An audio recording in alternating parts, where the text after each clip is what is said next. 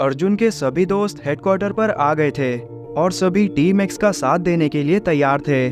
उन्हें उनके वेपन्स के बारे में बताने के बाद राघव और शक्ति ने उन्हें जाने के लिए कहा और उस प्लेनेट पर अर्जुन के बचे हुए 1.5 घंटे भी खत्म हो गए।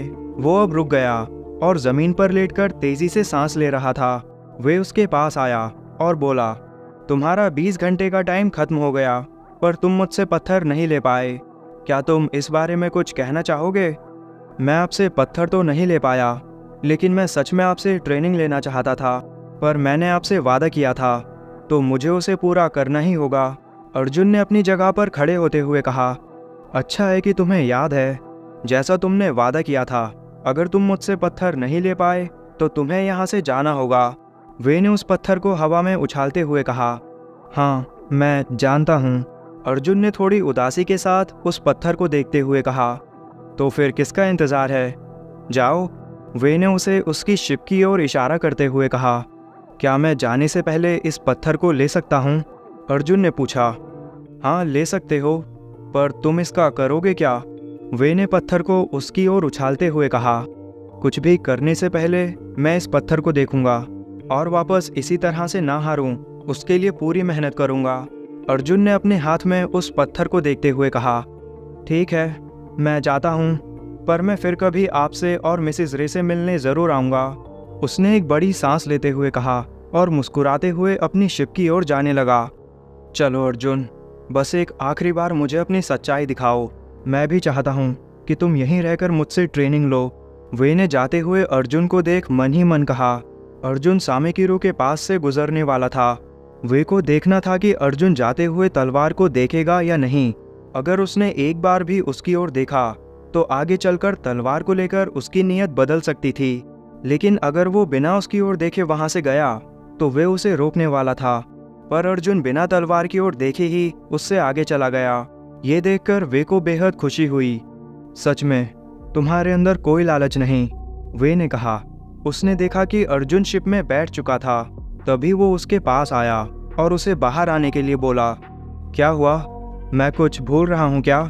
उसने शिप से बाहर आते हुए पूछा। तुम्हारा टेस्ट खत्म हो गया और तुम उसमें पास हो गए, वे ने उसकी आंखों में देखते हुए कहा। क्या? मैं कुछ समझा नहीं। मैं समय पर आपसे पत्थर नहीं ले पाया था, तो फिर मैं पास कैसे हुआ? असमंजस में पड़े अर्जुन ने पूछा।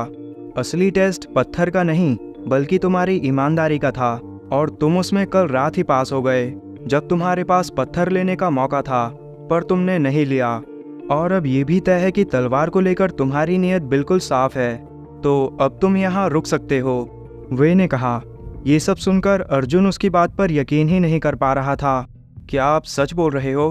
अर्जुन ने पूछा। और इसका मतलब कि अब आप मुझे ट्रेनिंग भी दोगे? उसने खुश होते हुए आगे पूछा। बिल्कुल, अब ऐसा कोई रीज़न नहीं है जो मैं तुम्हें ट्रेनिंग ना दूं। तुम्हारे साथ साथ मैं भी अपने वादे का पक्का हूँ, वे ने कहा।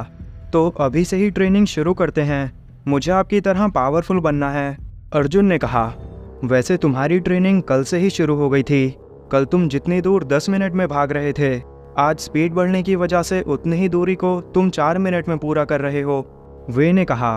अर्जुन को पता भी नहीं था, लेकिन वे ने उसकी एक एक चाल पर नज़र रखी हुई थी। जैसा मैंने कहा था, जो कुछ भी मैं जानता हूँ वो सब मैं तुम्हें बताऊँगा और सिखाऊँगा, उसने आगे कहा। और अर्जुन की ट्रेनिंग शुरू कर दी।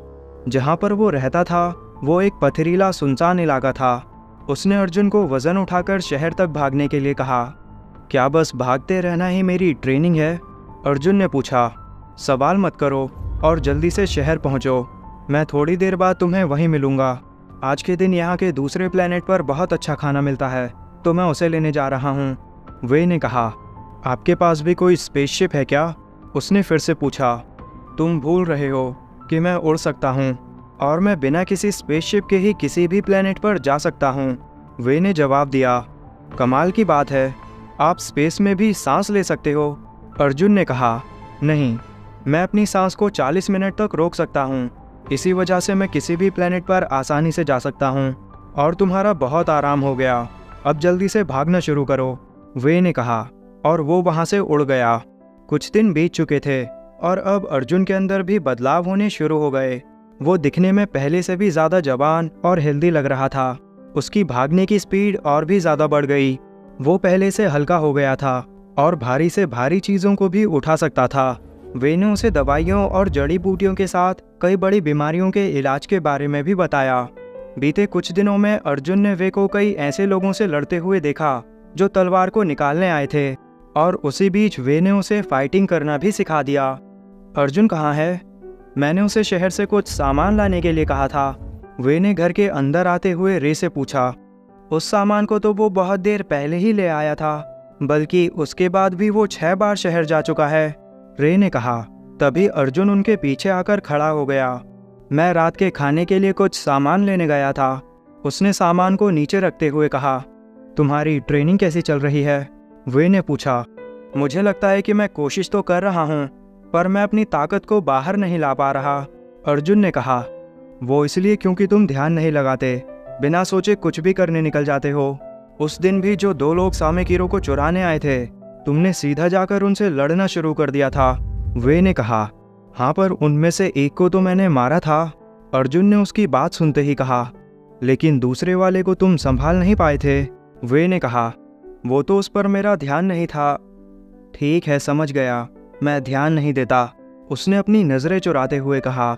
अभी बाहर जाओ और बैठकर थोड़ा ध्यान लगाओ। आज पूरा दिन तुम यही करोगे और रात होने से पहले अपनी जगह से हिलना मत, मेरी नज़रें तुम पर ही होंगी, वे ने कहा। तो अर्जुन वहाँ से बाहर आकर एक बड़े से पत्थर के ऊपर बैठकर ध्यान लगाने लगा। कुछ ही देर में वो परेशान होने लगा, इसलिए उसने एक आंख खोलकर जैसे ही अपनी गर्दन हिलाई, तभी उसके सिर पर पीछे से पत्थर आकर लगा। पत्थर पड़ते ही वो वापस पहले की तरह बिना हिले बैठ गया। ये पत्थर कुछ दूर से वे ने फेंका था। वो उसके आसपास नहीं होते हुए भी उसकी सभी हरकतों को देख और महसूस कर सकता था। ध्यान लगाओ, दिल और दिमाग को शांत करके अपने आसपास की चीज़ों को महसूस करो, वे ने उसके पास आते हुए कहा। पर आप जानते हैं कि मैं ये नहीं कर पाता, अर्जुन ने कहा। जब मैं और पेसू कर सकते हैं तो तुम भी ये कर सकते हो, वे ने कहा। मास्टर वे, क्या मैं जान सकता हूँ कि आप इतने पावरफुल कैसे बने और आप उड़ कैसे सकते हो? अर्जुन ने अपनी आंखें खोलकर वे से सवाल किया। पेसू भी अपने लोगों के साथ एक पत्थर के पीछे छिपकर उनकी बातें सुन रहा था। पेसू, तुम चाहो तो यहाँ आ सकते हो, तुम्हें छिपने की ज़रूरत नहीं है, वे ने उसे बुलाते हुए कहा। ये सुनकर अर्जुन ने इधर उधर देखा। वे जानता था कि पेसू और उसके लोग अभी गए नहीं थे और यहाँ रहकर उसने कुछ दिनों से तलवार लेने की कोशिश भी नहीं की। हम छिपे नहीं हैं और हम तलवार के पास भी नहीं जा रहे थे, हम तो बस यहाँ से गुजर रहे हैं। एक पत्थर के पीछे से पेसू बाहर आया और घबराते हुए बोला। वो भी उनके पास आकर खड़ा हो गया। अर्जुन के सवाल पूछने के बाद वे कुछ पलों के लिए अपनी पुरानी यादों में चला गया कि कैसे वो भी अपने मास्टर के साथ कड़ी ट्रेनिंग लेता था। वो उन यादों से बाहर आया और बोला, मैं पावरफुल तो हूँ, लेकिन उतना नहीं जितना मेरे मास्टर हुआ करते थे। उन्होंने मुझे ट्रेनिंग दी और सामेकिरो तलवार की देखभाल करने के लिए कहा।